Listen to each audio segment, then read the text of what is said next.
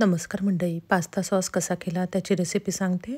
यासाठी आधी 7 लाल टोमॅटो घेतले, नंतर 2 रंगीत शिमला मिरच्या घेतल्या.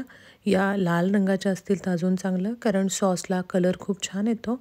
छोटे 4 गाजरं घेतले, सगळं स्वच्छ धुवून घेतलं आणि त्याचे मोठे काप करून कुकरमध्ये पाणी घालून शिजवले.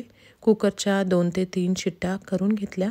चांगले गार झाल्यानंतर मिक्सरमधनं हे सगळं मिश्रण जे आहे ते मिक्सरच्या भांड्यामधनं बारीक फिरवून घेतलं आणि एकीकडे कढईमध्ये थोडंसं ऑलिव्ह ऑइल टाकलं. त्यामध्ये बरोबर अर्धा कांदा चिरून टाकला.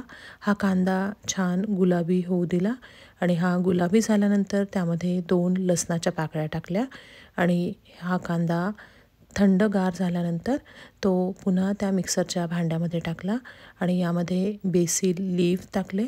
ते सुद्धा ऑप्शनल आहेत, जर तुम्हाला नाही मिळाले तर नाही टाकले तरीही चालतील.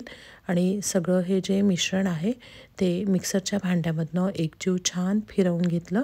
नंतर एकीकडे पॅनमध्ये ऑलिव्ह ऑइल टाकलं आणि त्यामध्ये इटालियन हर्ब, अर्धा चमचा चिली फ्लेक्स टाकलं आणि मिक्सरमधनं केलेलं हे मिश्रण होतं ते मिश्रण टाकलं आणि छान सगळीकडनं परतून घेतलं. त्यामध्ये चवीनुसार मीठ पेरलं, ब्लॅक पेपर टाकला आणि सगळं हे मिश्रण 5 ते 7 मिनटं शिजू दिलेलं आहे. हे छान शिजून झाल्यानंतर त्यामध्ये म्हणजे गॅस बंद करून टाकला आणि हे मिश्रण गार केलं. यामध्ये थोडीशी साखरसुद्धा पेरलेली होती. हे गार झाल्यानंतर हा जो सॉस आहे हा कोरड्या एका काचेच्या बरणीमध्ये भरून ठेवलेला आहे आणि छान घरच्या घरी पास्ता सॉस तयार झाला.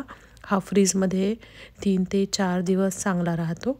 यामध्ये कुठलंही प्रिझर्वेटिव्ह मी टाकलेलं नाही, तरी हा 3 ते 4 दिवस फ्रीजमध्ये चांगला राहतो.